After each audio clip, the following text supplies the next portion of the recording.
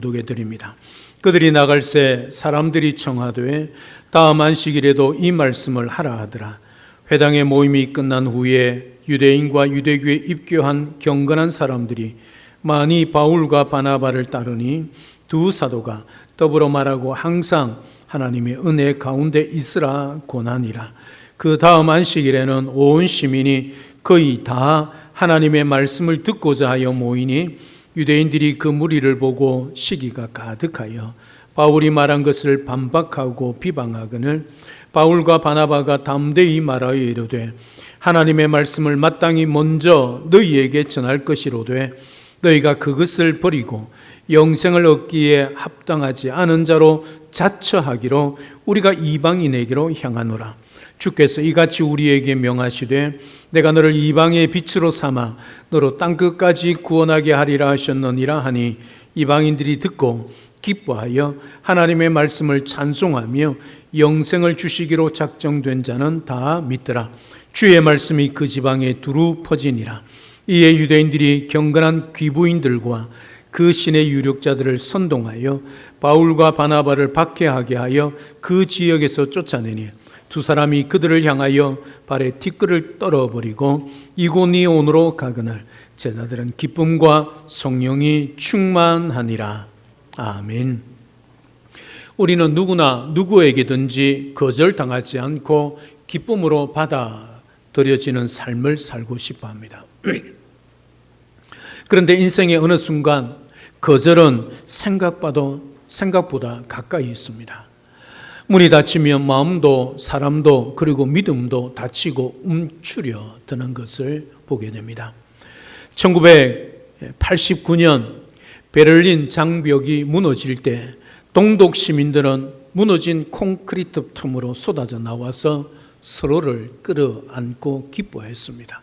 눈물을 흘리며 기뻐했지요. 닫힌 세계가 열린 세계로 길로 바뀌는 순간이었습니다.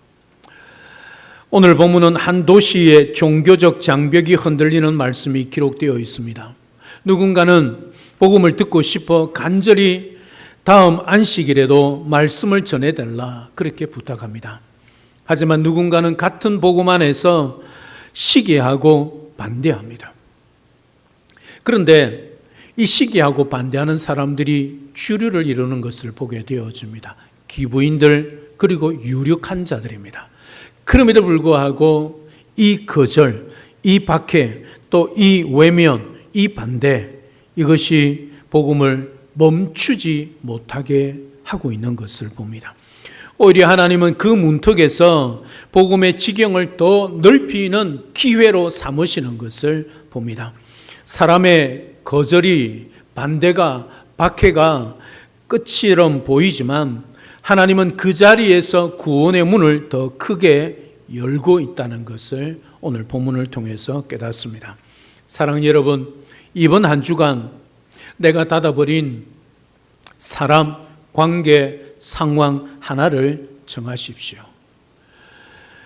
그 자리에서 하나님이 여실 복음의 문을 기대하며 연락 한 통, 기도 10분, 섬김 한 분의 작은 순종 하나하나를 시작할 수 있는 그런 실천하고 순종하고 말씀대로 살아내는 그런 복된 우리 모든 성도님들 되시기를 주님의 이름으로 축복합니다. 오늘 바울과 바나바가 회당에서 말씀을 전하자 비시디아 안디옥 사람들이 이 말씀을 다음 안식일에도 해달라 그렇게 간청합니다. 그리고 그 다음 안식일에는 온 시민이 거의 다 하나님의 말씀을 듣기 위해 모였다 그렇게 기록하고 있습니다. 복음은 큰 능력입니다. 큰 능력으로 임합니다.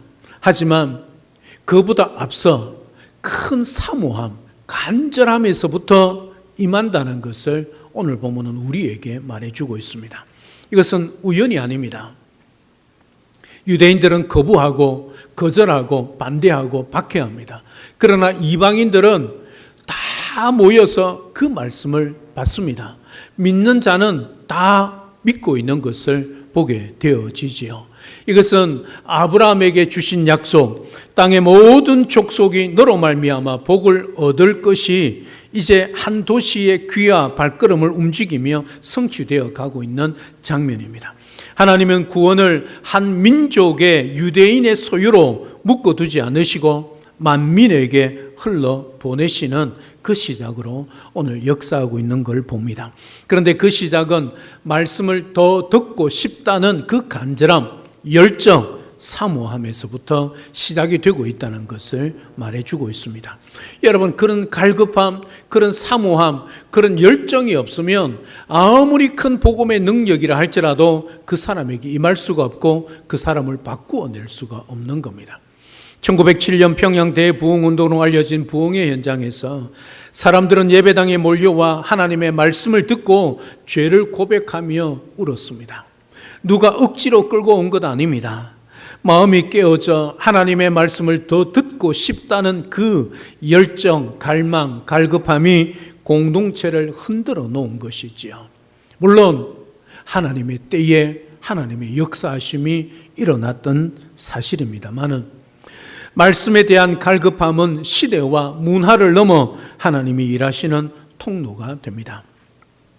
사랑 여러분, 오늘 사모한다는 것, 이 갈급함은 감정 차원이 아닙니다. 우리의 습관이 되어야 합니다. 이번 한 주간 최소 하루 10분이라도 말씀을 듣는 자리를 만드시고 그 자리를 고정하십시오.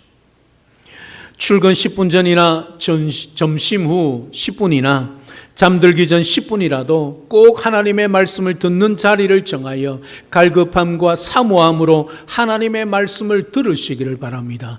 그 속에 하나님의 놀라운 축복의 역사가 일어난다는 것 기억하십시오.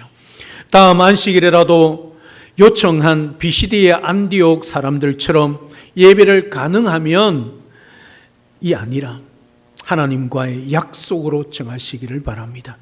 복음의 확장은 종종 한 번의 초대에서 시작할 때가 있습니다. 누군가에게 말씀을 같이 들어요라고 한번 초대하시기를 바랍니다. 요한복음 1장 43절 이하에 보면 빌립이 나다나엘을 향하여 와서 보라는 이 한 번의 초청이 나다나엘이 예수님을 만나고 믿고 따르는 제자가 되었습니다. 이처럼 여러분 주위의 사람들, 특별히 여러분들이 작정한 VIP들에게 와서 들으라고 한 번이라도 초청해 보시기를 주님의 이름으로 축복합니다. 그 역사, 그 위에 하나님의 놀라운 은혜가 임한다는 거지요. 두 번째, 사람들이 많이 모이자 어떤 이들은 기뻐하지 않았습니다.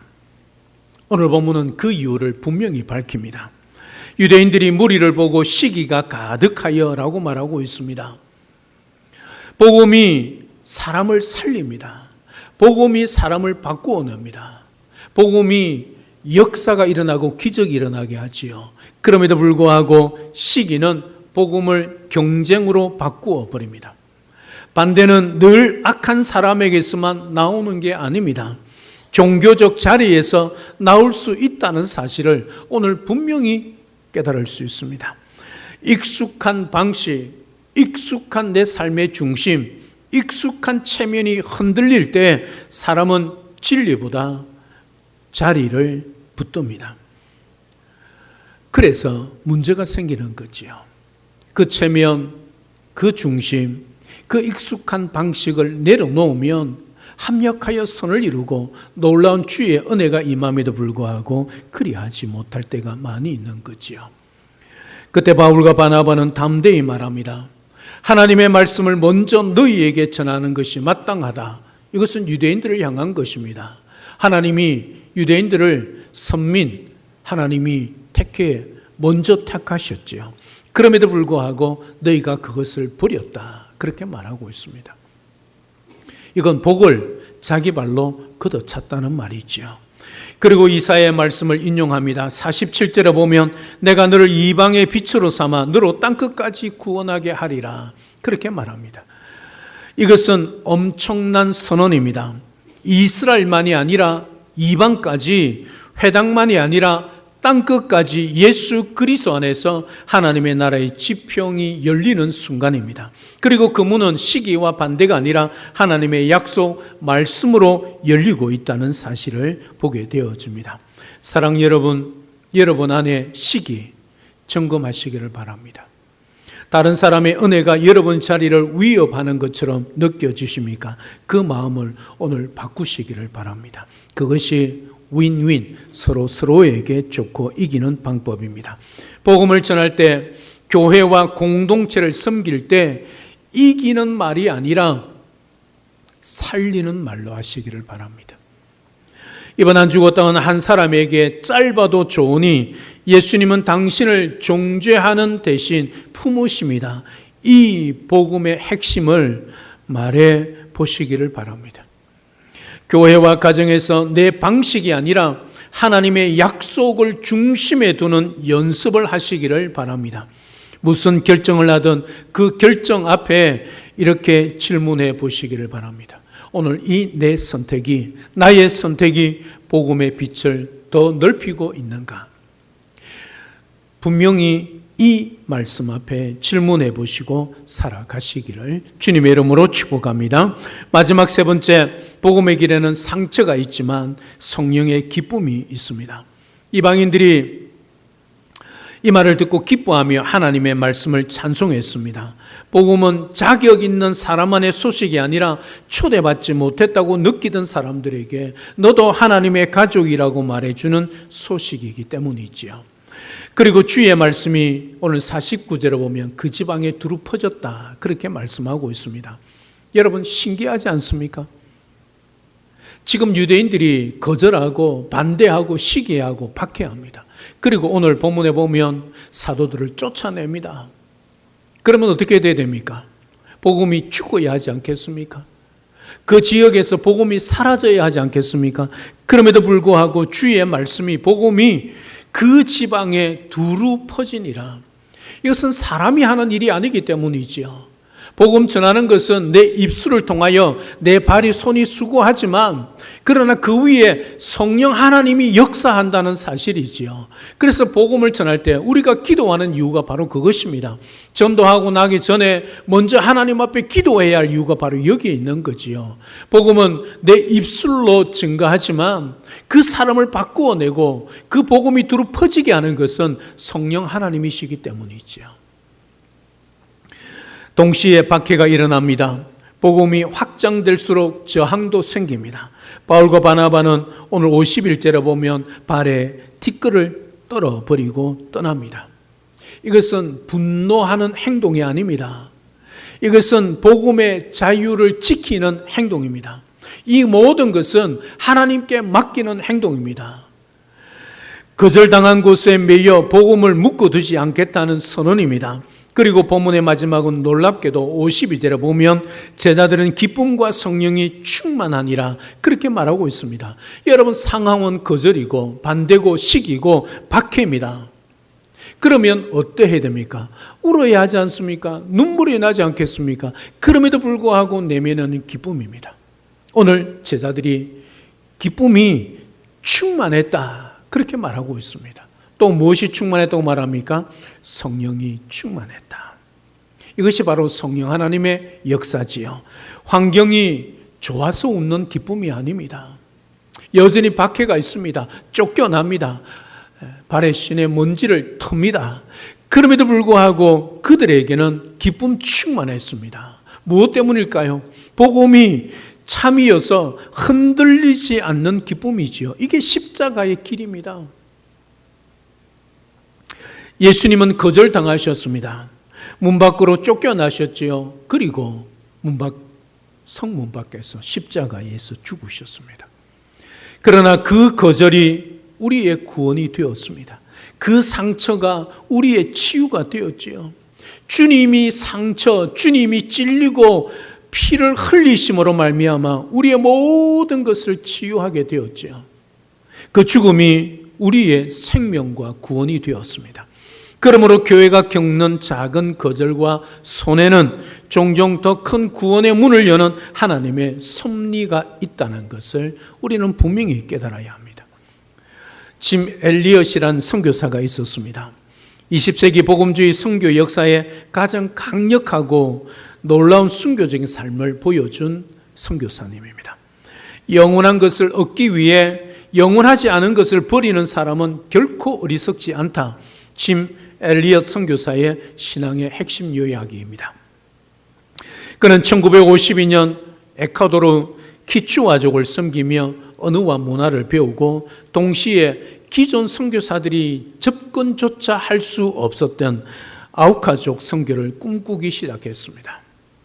짐 엘리엇과 4명의 동역자들은 항공으로 접근해서 그 아우카족 상공 위에 많은 선물들을 그들이 사는 부족에 투하했습니다. 그리고 강가에 캠프를 설치했습니다. 그것을 통해 아우카족 선교를 시작하게 되었습니다. 아우카족 일행이 강가 캠프에 있는 선교 사람들에게 다가와서 대화를 시도했습니다. 그러던 중 오해와 불신으로 결국 아우카족의 그 긴 창에 공격을 당해 5명 모두 그 자리에서 순교를 당했습니다. 그때 짐 엘리엇 선교사는 29세였습니다. 그 당시 5명의 선교사들은 모두 다 권총을 차고 있었습니다. 아우카족이 장창으로 큰 긴 창으로 공격할 때 이 5 선교사님들은 그 총을 사용하지 않았습니다.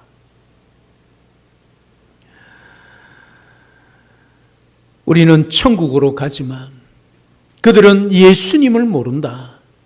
그들을 죽여서는 아니 된다. 이 확신 때문에 그들은 옆구리에 총을 차고 있음에도 불구하고 창에 맞아 순교했습니다. 그 위에 짐 엘리엇의 아내이며 선교사였던 엘리자벳 엘리엇이 남편을 죽인 그 부족에게 직접 들어가서 아우카족과 함께 살며 복음을 전했습니다. 그 결과 이 아우카족의 집단 회심이 일어났습니다. 짐 엘리엇 선교사를 죽인 사람들 중에 몇몇은 후에 목회자가 되었습니다.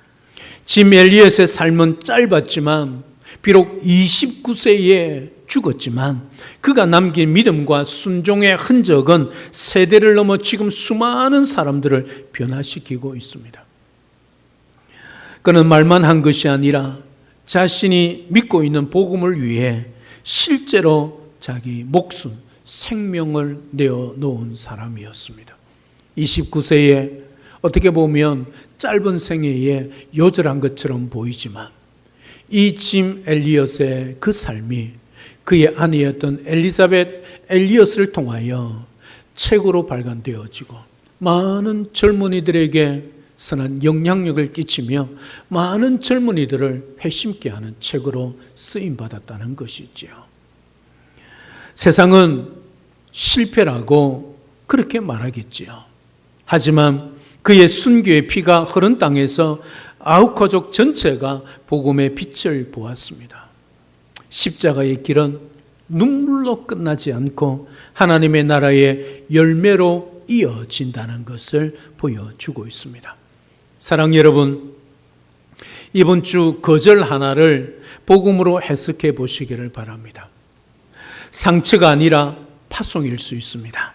하나님이 여기 말고 저기에도 문을 열겠다 하시는 신호일 수 있습니다. 관계에서 복음의 경계를 지키시기를 바랍니다. 붙잡고 싸우기보다는 사랑으로 말하되 티끌을 털고 하나님께 맡기는 결단이 필요할 때가 있지요. 감정, 소모를 멈추고 기도로 바꾸란 말입니다. 기쁨과 성령 충만을 구체화하시기를 바랍니다. 성령의 기쁨은 막연한 분위기, 감정이 아니라 복음에 반응하는 삶의 습관으로 자라게 됩니다. 따라서 매일 한 가지 감사 기록하십시오. 그리고 한 사람 축복 기도하십시오. 그리고 한번 섬김의 실천을 시작해 보시기를 바랍니다. 사랑 여러분, 복음은 거절 앞에서도 반대 앞에서도 박해 앞에서도 멈추지 않습니다. 오히려 하나님은 그 문턱에서 또 다른 길을 넓히시고 계시고 두루 퍼지게 하시며 또 이 복음이 유대인이만 아니라 땅끝까지 이르도록 하나님이 그 발판으로 삼고 계신다는 것을 잊지 마시기를 바랍니다. 사람들이 닫아도 하나님은 여십니다. 우리가 상처를 받아도 성령님은 기쁨으로 우리에게 채울 수 있습니다. 그래서 감정에 사로잡히지 마시고 복음의 말씀에 성령에 사로잡히면 그 거절, 그 상처 앞에서도 우리는 기뻐할 수 있다는 것을 말해주고 있습니다. 오늘 하나님은 우리에게 이렇게 말씀합니다. 너를 이방의 빛으로 삼아 땅끝까지 구원하게 하리라. 이것이 바로 우리가 땅끝 선교의 사명을 감당해야 할 또 다른 목적이고 부르심이지요. 이번 주 여러분들이 만나는 그 한 사람에게 복음의 한 문장, 어떻게 해요? 와보라. 당신을 하나님이 사랑하신다. 예수 믿으라. 이 복음의 한 문장, 기도 한 번, 섬김 한 가지를 통해 빛이 되는, 그래서 이방인으로 향하는, 이방 땅으로 하는, 다시 말하면 땅 끝으로 나아가는 이 사명을 오늘 여러분 삶의 자리에서 실천하고 순종할 수 있기를 주님의 이름으로 축복합니다. 그리고 거절을 두려워하지 마십시오.